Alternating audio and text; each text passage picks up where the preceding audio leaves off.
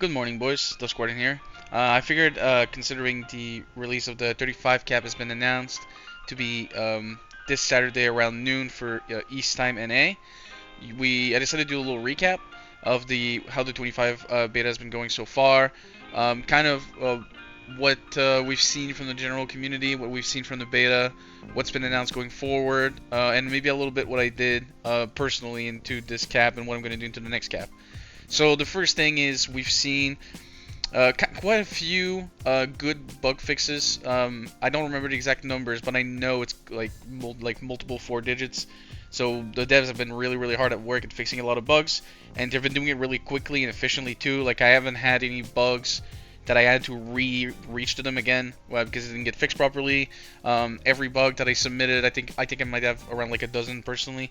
I've all been fixed in like the same week that I posted it, so it's pretty good. This cap is gonna have lasted around 3 to 4 weeks. Like my memory's kind of struggling. I don't even remember, but it's been not too long. I feel like I'm kind of expecting it to be the longest cap until the 60 cap or the 50 cap, because they've been focusing on a lot of bug fixes and such, which is gonna, like you don't have to go back and you shouldn't have to go back and redo level 10 bugs later on. I mean, it's possible, but shouldn't really. What we've seen in general, I think in general the common sentiment has been that XP rates has been a little slow. Um, Now we've been leveling with XP auras and experience potions enabled at a reduced value, um, and we still feel like that was not very fast. Maybe I'm speaking just from like my guildies and such. Maybe you guys have a different opinion, especially if you come more from the classic side of the game. But I'm kind of worried that on release, if we don't have the XP auras and the experience potions, we're gonna feel that it's way too slow. There's still a small chance that we get it buffed, but considering this is consistent with the Bronzebeard values, I'm not so sure that it's gonna change. I mean, the only thing we can do is keep talking about it. It's the only chance we have. Um, Part of this, we've seen a lot of specs be wildly different in experience in terms of leveling and of power at both like 10 and 25, or like around this cap, right? Um, One thing was every pet spec or like spec that summoned mobs or guardians or whatever and whatnot have been historically uh, not so good on Koa, except like Necro.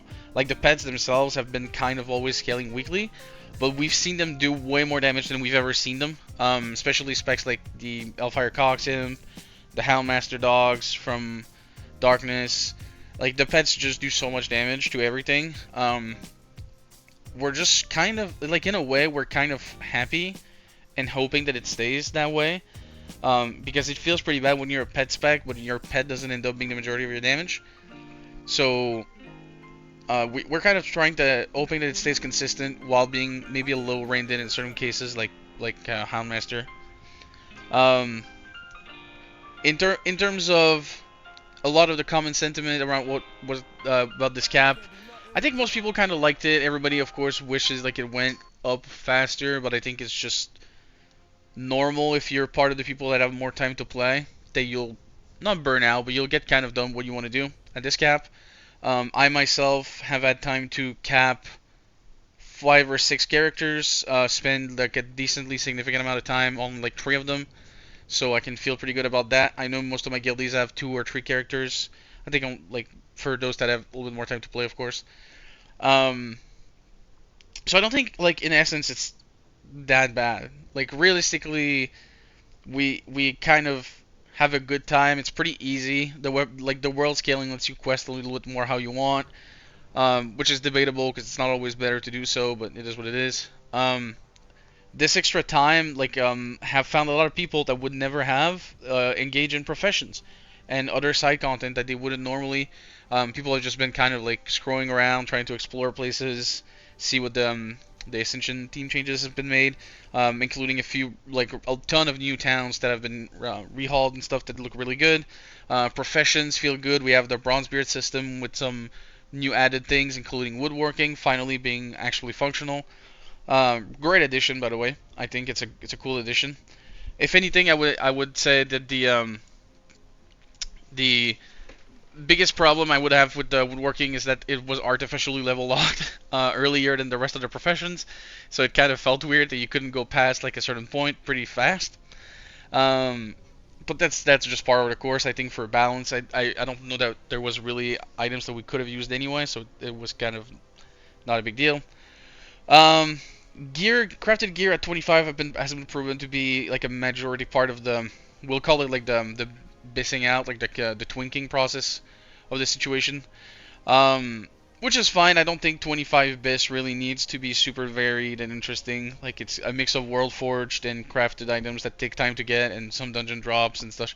Like I think it's completely fine. After all, it's 25 cap. Like nobody's gonna do this on release. Like twinking out 25. But it's cool to see that the crafted gear is good enough that if you spend some time while you're leveling to get some profession, you could get yourself a few very good pieces of like decent upgrades.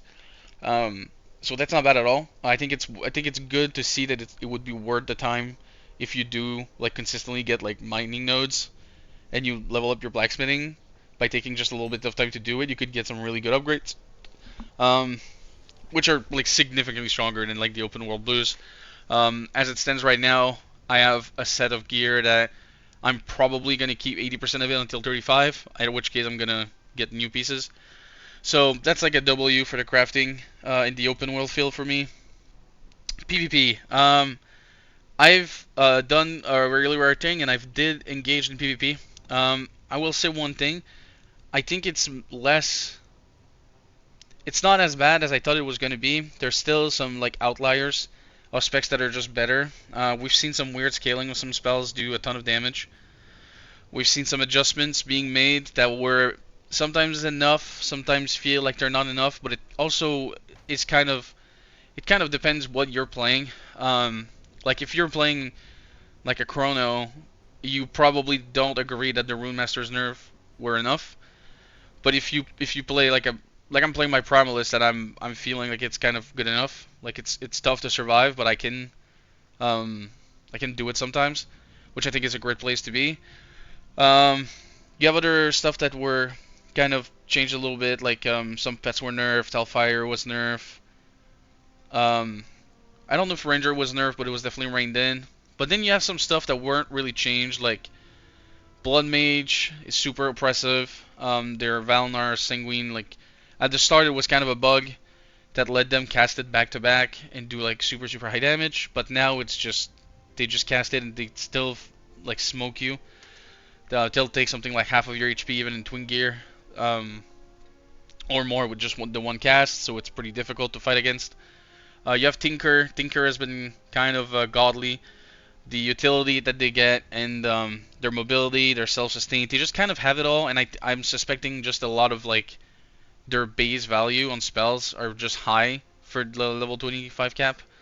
So I think there's a little chance that the entire thing like might just be more fine later on.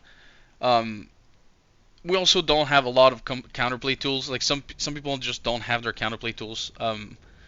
I know I keep talking about kicks not being too much in the game, but even the specs that do have it, very few of them have it at this level. So that definitely doesn't help making casters feel pretty strong. And a lot of melees don't get like all their mobility and self-defensive tools and such, so it kind of doesn't let them dive properly in PvP. But I think PvP overall has been pretty fun. I've been playing more PvP in like the last 2 weeks than I've had in like weeks on the alpha. Um, so that's been kind of positive. I think looking forward at 35, I think we're kind of going to have a situation where things are going to be more of the same. We're going to cap to 35. We're going to get a new row of passive in the talent tree, and we're going to get a few points. But we're not going to get enough that we're going to be able to really fill like the middle of the talent tree. That's going to be more around like the 50 cap, sadly. One thing with that is you're going to be able to go and choose to go for like one or two nodes that seems really strong. So if I look at my just an example in the screen right now, like my Grove Keeper, I'll be able to go and choose to go and get like Sacred Grove. It's gonna take me 2 of my 5 points on this side. I can go and get Earthmother's Binding. But if I choose to do those two things, like it's all my points. But I can go like the other way and buff some of my damage, get some procs, get my Geo Barrage. Um, healing stuff, and then same thing with the left. Like I can either choose like Dream Slip or Protective or Bear Skin, but I can only take one or two of those, not all that I want, which is fine because we're just going to be 35 and not like 55. So that's going to feel pretty good. I think in some way it's going to feel a little bit better. Some specs going to have more passives too. Sometimes it doesn't take too much to really like cycle down like an issue. I can say like another example is like Wild Walker, right? I'm not saying Wild Walker doesn't feel good. It feels amazing, which is the reason I'm playing Primalist. However, if I take an example, right, we have like Rylix Bite, which is like you and your pet charges and do weapon damage and such, and it's costing 20 rage. And then here we got a node right there, like right in the next talent that we're going to take, removes the rage cost.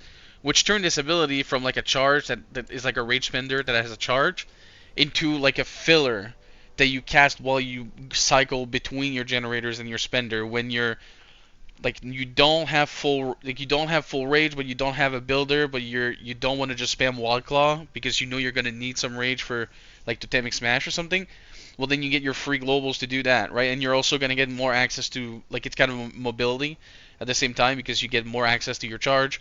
So like sometimes just one talent can like massively improve the resource feel of some specs. Another example could be like on Witch Hunter, you get access to like a new spell that kind of rounds up the entire thing. So that's definitely some effects that are gonna happen. I don't think we're gonna feel like we got everything until we get. I mean, until we get 60, but even if we're being a little bit more conservative, until like 45 or 50. So I do think that we might still hear some people complain they're missing stuff, but I think maybe we'll be okay. Um, Now for myself, so for this open beta, me and my boys have been kind of not treating this as a test run, but we've been kind of getting in, seeing what's up, seeing kind of what we're gonna do on release because we're kind of trying to adapt to the changes after so long on the alpha, kind of assuming certain stuff. Things have been kind of changed. Um, we're not lost, but we're just looking around. I think some of the changes to healers and stuff has definitely made us reconsider bringing a support into our Mythic Plus group. We think maybe supports are going to be really strong if you're going to try to push difficult content, just because tanks and healers just have less tools overall. The tanks, Old Keeper's been brought in a little bit, but it's still super strong. It feels like the block tanks though are better, which was a problem in the alpha a little bit. It's difficult to know because we don't have access to raid, so we don't know how it's going to be. But they look to be doing good, which is definitely an improvement. Um, I think overall the tank balance is a little bit higher than it used to be. There's some questionable designs, but it's nothing to be worried about. I would just not be worried if you play tanks or healers. I would not be worried. I think you're gonna eat good. Most DPS are also gonna eat good. I think my only worry would be some specs don't really seem like they have access to a lot of like AoE and such, or a lot of control. And then some specs feel like they kind of have it all, but maybe they have less mobility and stuff. And you can kind of, I don't want to say it like that way, but there's definitely some feelings that are shared among other people that some specs feel like they're made for PvP, and then some specs feel like they're made for PvE. Is that true? We don't really know. I don't think they've ever expressively said that they've made specs with the intent of being good or not good at every or not every part of the game. As far as I'm aware, they're trying to make every spec viable in all forms of the game. So that's their intent. Now, the counterpoint to this would be if we look at the game from like the entire time until I don't know, like WoD or whatever, like has a sub rogue ever been actually good in PvE for more than like a patch at best? And it has combat rogue ever been good in PvP for more than like a patch at best, right?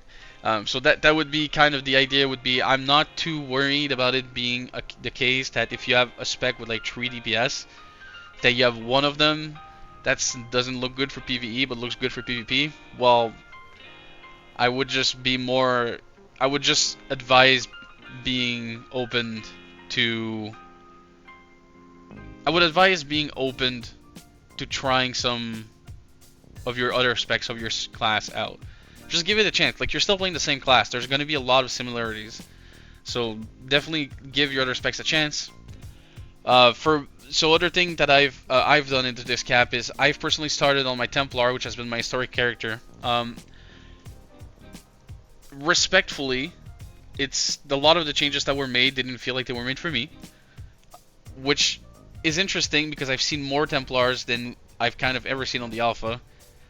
But I also know that most of the players that played Templar before are not very happy. It kind of feels like a shift in philosophy. So I've kind of ended up dropping it a little bit. I mean, there's a chance I still play some Oathkeeper here and there, but I'm definitely not super intent on playing this full time. I've played some other stuff. Like I've tried Witch Hunter, which I've played a bunch of. Again, some of the DPS specs I didn't really feel like they were very complete for PvE. Mostly like Boltslinger and Houndmaster kind of seemed like they're not going to do great in Mythic Plus because of their AoE, which is fine. They're kind of, coded as like single target / PvP a little bit more. There's just like more movement and control stuff in those specs than in most. I've tried some Rune Master. I've tried some Cogs.